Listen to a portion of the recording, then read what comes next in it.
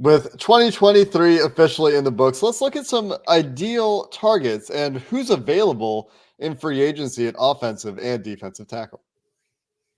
You are Locked On Bengals, your daily Cincinnati Bengals podcast, part of the Locked On Podcast Network, your team every day.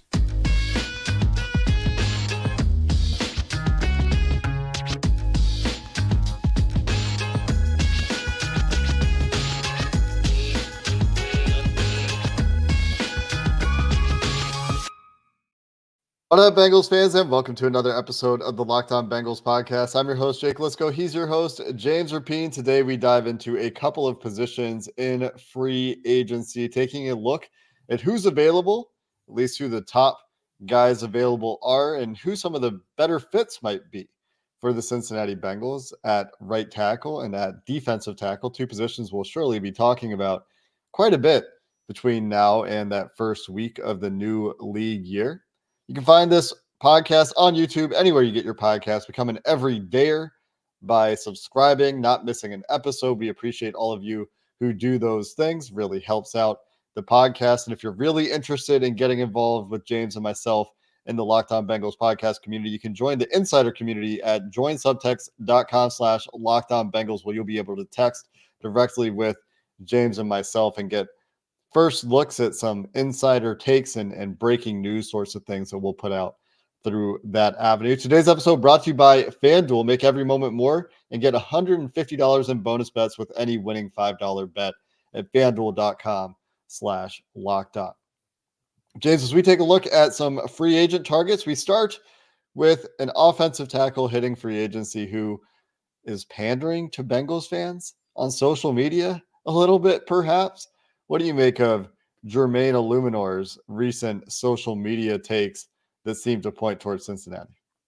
Well, they certainly do feel like, that his thoughts align with a lot of Bengals fans and certainly our listeners. And the first one he tweeted back on January 29th, after the Chiefs clinched their Super Bowl berth and won the AFC, he said, "You can call me a hater. I don't care. I don't like the Chiefs at all. We beat them this year. Yeah, cool. But I want to beat them when it matters.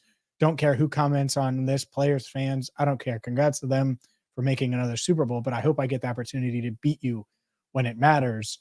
And why is that relevant to the Bengals? Well, Joe Burrow is the only active quarterback to beat Patrick Mahomes in the playoffs. The only other quarterback that's done that is Tom Brady, who's preparing for a career at Fox. So there's one. And then when Burrow was getting just dragged by this idiot on TikTok and it was going viral, even though he really didn't know what he was talking about, Jermaine responded on Twitter saying, quote, "Look, y'all, don't take this the wrong way. For some reason, I keep seeing Burrow slander on my timeline. People keep hating when honestly, Burrow and Mahomes are the best quarterbacks in the NFL.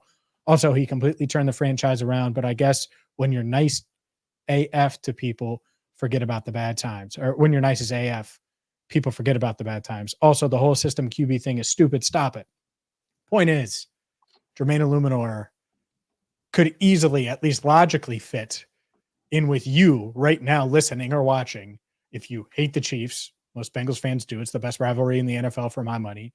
And two, if you believe in Burrow, this is Locked On Bengals / Locked On Burrow because Joe Burrow's the franchise, like he said. So those two tweets, along with the Willie Anderson Hall of Fame tweet, combine that together, and the fact that Jonah Williams is set to become a free agent, Jake, and Jermaine Illuminor, a right tackle, a veteran, makes a decent amount of sense for Cincinnati.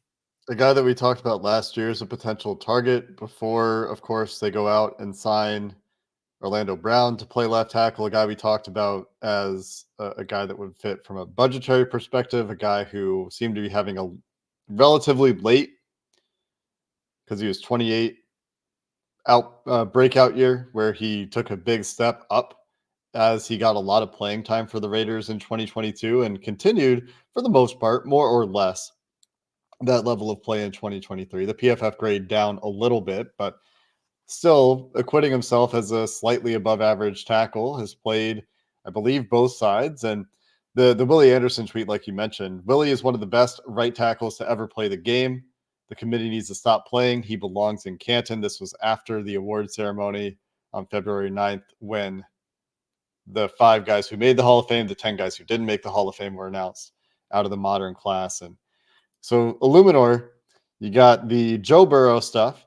You got the beat the Chiefs when it matters tweet. You got the Willie Anderson best right tackle, one of the best right tackles to ever play the game tweet.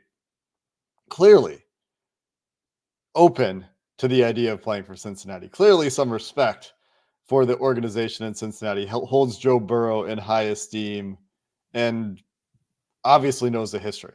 You know, talking about lifting up the franchise, he knows what Joe Burrow did for Cincinnati. And if he knows what Joe Burrow did for Cincinnati, you can bet that he also knows what Cincinnati did to Kansas City a couple of AFC Championship games ago when Patrick Mahomes didn't go to the Super Bowl that one time. So, and the other part of this, it's simple. The Bengals, if I'm a right tackle in the NFL set to be a free agent, is there a more attractive landing spot than Cincinnati?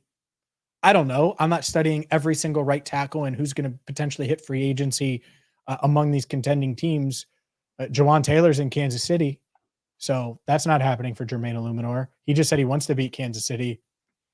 Is there a team that you could join to be that thorn in the side of this Chiefs dynasty that everyone's saying is among us now, where they're going to win every year? I don't think so. So it makes a ton of sense. And I think when you discuss, and when we discuss all of these free agent right tackles, we should hand in hand discuss the 18th pick in draft plans. I don't think Jermaine Illuminor is going to cost enough to completely disrupt what the Bengals do in the draft. You could take him, but I still think you could address right tackle or offensive tackle in general at the 18th pick, or in the 18th spot, or in round 2 or round 3, and feel fine with it. I do think he's good enough to where you don't feel obligated to force it at 18 if the right offensive tackle isn't available. Mm-hmm. Yeah. And that's what we're going to be talking about when we look at the right tackle options from, you know, Tyron Smith, who's had injury issues, but is clearly the most talented player to hit free agency, to guys like Mike Nwenu, who and Jonah Williams look set to be the top of the tackle market period. And both have experience playing right tackle, of course. And both, I think, are unlikely fits for the Cincinnati Bengals for different reasons, although I would be interested in Nwenu, and we'll talk about that. We're going to be looking at it with the perspective of how does that affect the Bengals' long-term outlook? Because one thing that was discussed when Ted Karras was signed was, you know, he's brought in to play center, but there was a lot of conversation that offseason about, well, he has the flexibility to play guard as well, but the team always planned on playing him at center, and he hasn't really been challenged, right, at any point. Not saying that he should be challenged or they desperately need to bring in center competition, but when you sign a guy like Ted Karras, that contract should not have necessarily precluded the Bengals from going after a center if they thought he was going to be much better, right? And the positional flexibility there should have meant, well, we can move Karras to guard if we need to, or we could draft a guy who maybe could also play guard and they can move around as we need. But maybe the Bengals don't have that flexibility. Maybe they do now have that flexibility. Obviously, signing Orlando Brown, a guy they held in high esteem, caused them to move Jonah Williams to right tackle. So maybe that is still something possible if they held the guy in high enough for guard. But that is something that we'll have to think about when we look at these right tackle options and get through the list. As you said, James, how it impacts their draft plans or interacts with their draft plans. And that's why, for those that say, all right, we'll just go spend the most at right tackle and get the dude, Michael Nwenu, go get him. Well, it's more complex than that, because it does impact how they marry the draft to free agency and how they build the team, not just for this season, but beyond. So let's take a closer look at that, what they could do in free agency, how it could potentially impact their draft plans as well in the trenches, coming up next. Today's episode of Locked On Bengals is sponsored by FanDuel. Get buckets with your first bet on FanDuel, America's #1 sports book. Right now, new customers will get $150 in bonus bets with any winning $5 bet. That's 150 bonus bucks if your bet wins. Right now, the NBA is the most active sport to bet on for most of our listeners. I would wager. If there were odds on that, I would take them. They've got quick bets, live same game parlays, exclusive props, and more. If you want to get in on NFL draft futures, the only one on FanDuel right now that involves the Cincinnati Bengals is the team with odds to draft Brock Bowers. The Bengals plus 1,100 there, which is tied for fifth with the New Orleans Saints for highest odds to draft Brock Bowers. Visit FanDuel.com/lockdown to shoot your shot. FanDuel, official sportsbook partner of the NFL. Today's show is also brought to you by Schultz Jewelers. Schultz Jewelers is where you need to go. And if you're hearing this and it's already Valentine's Day, well, there's still time. Drive over to Schultz Jewelers right now because Matt and his team will be able to find the perfect last-minute gift for you to give to her so you can pretend like you've had it planned out all along. Where are they located?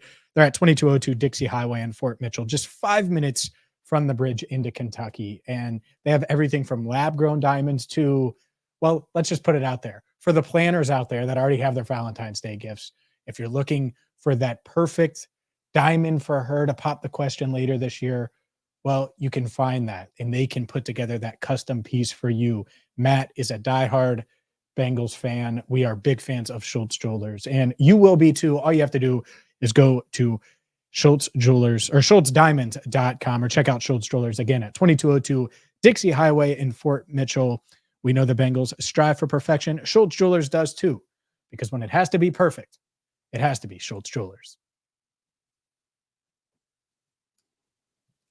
We're going to start with right tackle when we sort through some free agent options at these positions. And like I said, James, at the top, in terms of performance, in terms of career, there's 33-year-old Tyron Smith, career Dallas Cowboy, who has dealt with injuries in recent history, but I would say is inarguably the best tackle available in this free agent market and perhaps one of the longer shots for the Bengals to sign. I mean, that's a career left tackle for one.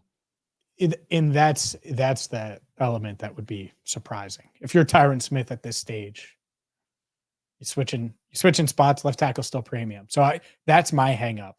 As far like if he was a career right tackle, I think we could have a conversation, and an interesting one, about the idea of going and getting him on a short-term deal. But I think getting him to switch positions makes it pretty unrealistic. Yeah, to say the least. He said, yeah. Yeah, to say the least. Also, this isn't Jonah Williams. We're talking about a guy that can, for example, like if Jonah was a free agent last year, he wouldn't have re-signed with the Bengals to play right tackle. He had no choice. Tyron Smith has a choice. That's correct. And I mean, it might have been his best opportunity anyway to come back to Cincinnati. For Jonah Williams, he didn't really capitalize on the free agent year at a high level, but he still did enough to put himself in position to be the highest paid tackle on the market, at least as projected by Brad Spielberger. Obviously, it doesn't have to work out that way, but Brad's pretty good about nailing these contract projections. The amount of times when free agent deals come down, just to preface this, because we're going to be talking a lot about Brad's projections, we might have him on the show here. By the way. Yeah. We've had him on the last couple of years, at least once or twice. The amount of times free agent deals come out and the numbers are like within $1 million of Brad's projections is pretty staggering. Total, like over the course of the deal. Yeah. Including guarantees. Like he'll be bang on guarantees. He'll be bang on, Brad's well sourced, let's just say. And that's why you should expect to see these numbers change a little bit at the combine. Brad will be there. He will be talking to agents. He will be getting a better feel from NFL decision makers about what the expected market is for a lot of these players we're talking about. But the second guy on Brad's list, because Brad does these free agent lists in conjunction with the PFF staff, Trent Brown, Mike Nwenu, a couple of New England Patriots. Trent Brown, you want to have the biggest tackle duo potentially in NFL history. Would have to go look that up.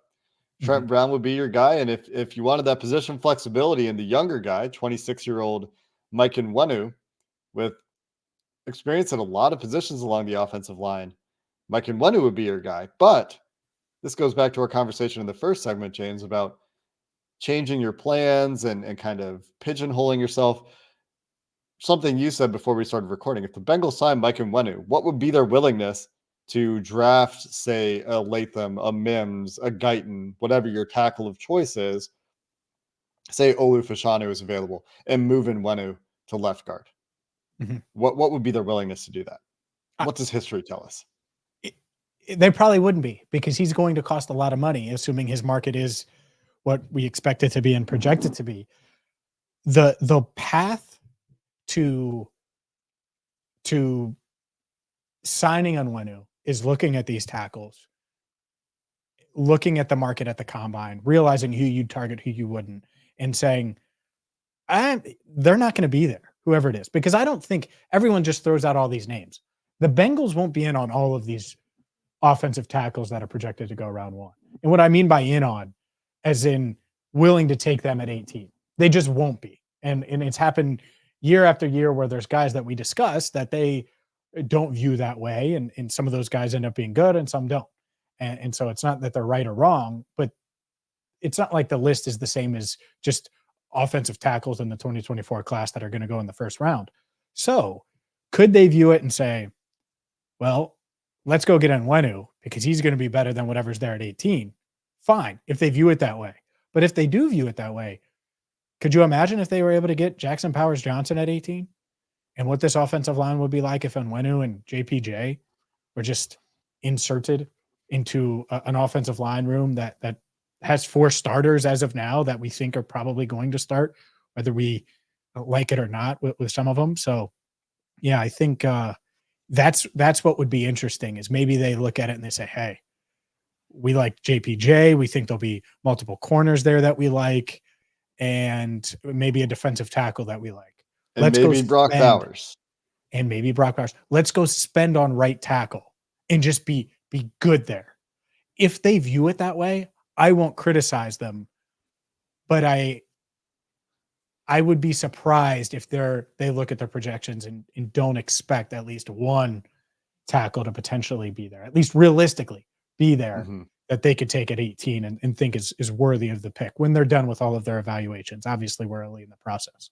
And consider that they're already paying a ton of money to their offensive line. They've got one rookie contract on that offensive line. They've got at least fair market value left tackle, center, right guard.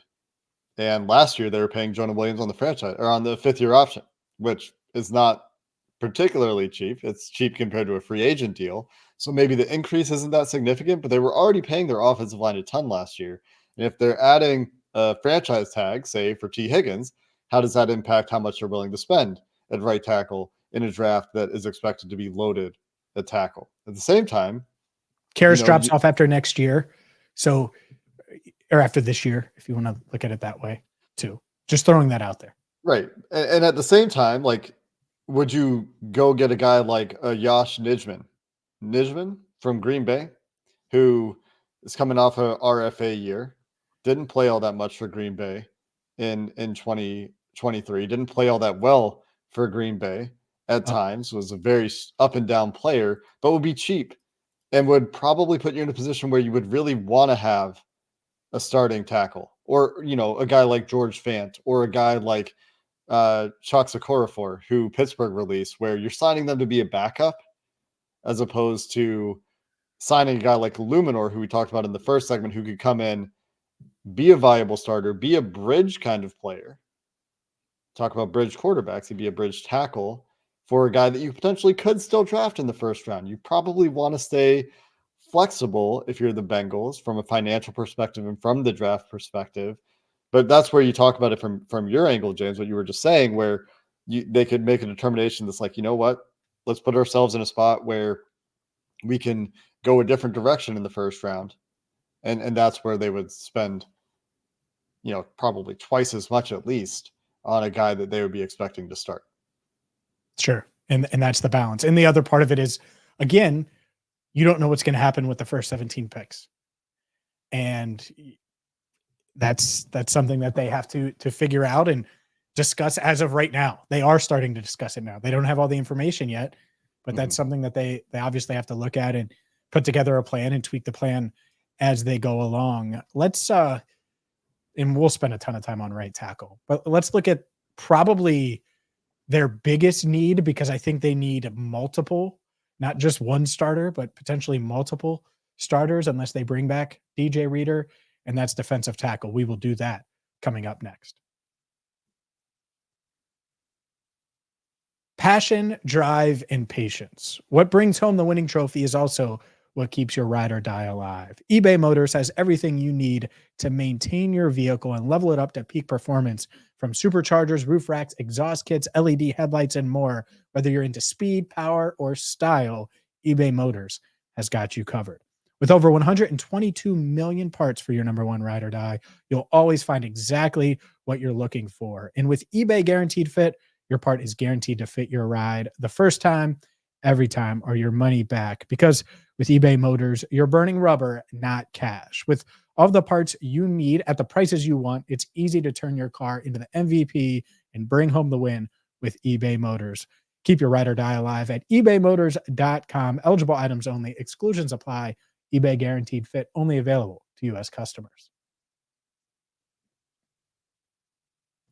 You know, when we talk about this defensive line list, the number of players here, maybe we could have taken more time, is all I'm saying, for both of these positions, because defensive tackle is one where we could see them playing at the top and bottom end of the market, top, middle, and bottom, or a lot in the middle. Like you said, a need for multiple players here, and a spot where the draft isn't so strong. There's a couple of guys at the top, maybe three guys at the top, the two Texas defensive tackles, not Devondre. Byron Sweat, Murphy. Byron Murphy. Yep. And Sweat. And Jerzon Newton. By the way, let's just use that as an example too to hammer it home. There's at least a decent chance the Bengals look at those three, and let's say all three by the time draft is coming around are like, oh, first rounder, take one at 18. And that could happen, at least with two of them. With Murphy and Newton, I think they're firmly in the 18 conversation as of now. Mm-hmm. There's a chance that they're out on at least one of them, where they're, for whatever reason, and I'm not saying it's right, people are going to lose their minds. We just don't know yet. And so if it's already thin to begin with, I think this will be probably their priority in free agency, at least priority one. It's finding bodies to play in the interior of that defensive line room.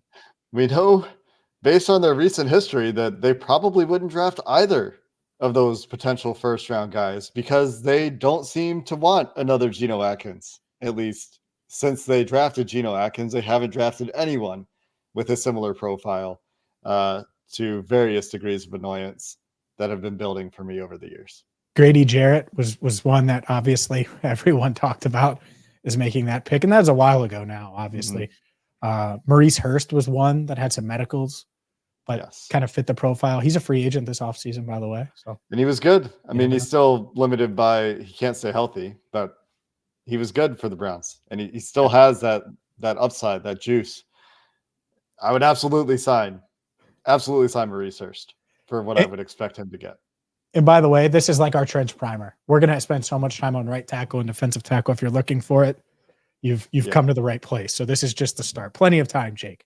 You'll hate talking trenches by the time Jake will hate talking trenches by the time we're done over the next few months. I'm going to have to learn to love it. I'm going to have to learn to love it, by the way, as the guy. I mean, if it would be more fun and probably easier to love if we could legitimately talk about the potential of the Bengals signing Chris Jones, which I would all but rule out. Why couldn't we? Because it just doesn't seem like the Bengals are going to go spend 60% of their free agent cash budget on Chris Jones, and that's probably what it would take. So that would mark a significant change in cash spending and a willingness to spend more cash over cap for them to go get Chris Jones, in addition to doing all the other things we're talking about them doing in free agency. Sure. And I think that Chris Jones could become a realistic option if they decided to not tag T and keep him on the tag. And because if you're getting cheap at receiver, even with a Jamar extension, that's not spending a lot at wide receiver. Let's just say they drafted someone, they traded T and drafted someone. So that's one of the many conversations they have to have. But I agree, it's unrealistic. But could they make tweaks to make it happen? Sure. I also think they could say, as dominant as he is, look at the age. I don't think we're willing to make that investment for a player like that because of his age, not because he's not dominant, because obviously he's dominant. He's a game wrecker, and there aren't many game wreckers in the league. He's a guy that has an argument to be the Super Bowl MVP the last couple of years, the AFC Championship MVP when the Bengals lost to the Chiefs last year, I guess 2 years ago now. He's that caliber of player. Well, yeah, but last year's 2023 now. Sure, yeah. So Let's stick. It's still not the official new year yet. I guess the so. new league year hasn't kicked off. We're talking about like less than 13 months ago. So yeah, in real time. But this defensive tackle free agency class goes much deeper than Chris Jones. Then that's where you if you want to save $7 million, according to Brad Spielberger's projections, and go to Justin Madubuike, or save $9 million and go to Christian Wilkins, or save over $13 million if Leonard Williams gets to free agency, or bring back DJ Reader, or go for a double dip of Grover Stewart and Sheldon Rankins, or Tier Tart and Sheldon Rankins, or go down the list, Maurice Hurst, Quentin Jefferson, Kinlaw, and Shelby Harris, all for the price of half of Chris Jones for 4 players. Well, those are some approaches the Bengals could take as I spit out a bunch of names of free agent defensive tackles. Yeah, I think they will do the double dip. I think that's, if I had to predict, that's probably what they do. It's like they're going to Graders and they're like me, wanting that mint chocolate chip ice cream or that black raspberry chip. You got to get 2 scoops of that thing, and they need multiple. Give us a call, Graders. Oh man, I would love. You're right down the street. I would do a show from Graders. I worked at Graders, fun fact, for 2 weeks over a winter break when I was in college. 2 weeks. I guess that makes sense. It was a winter break job. Yeah. Man, they must have been desperate. Well, it's Christmas bring in shipping this rush. guy for 2 Christmas weeks. shipping rush. Yeah, that's true. They're gonna have to hire a few more employees. I get that double dip, man. I'll be double dipping every day.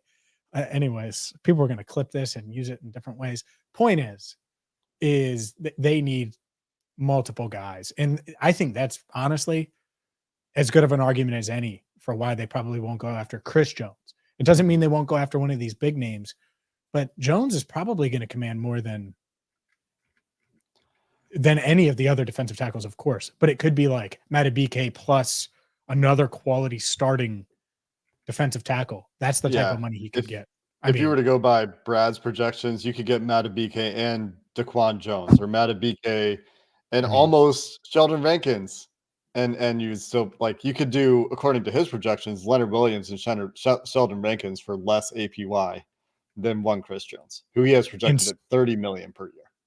And so I think the Bengals, one, they're spending a lot in that defensive line room anyways. They know that.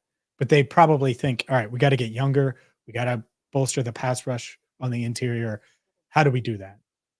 And I think that's going to be open in the draft. They'll be open to a defensive tackle early, even though they haven't taken one since 1994 in the first round. But I also think that they'll be eyeing proven guys that Lou Anarumo has identified, that the front office has identified, that Marion Hobby, the defensive line coach, really likes. And they will go after those targets to try to shore up an issue that it's a big reason why this defense struggled as much as it did this season in 2023. It's so confusing.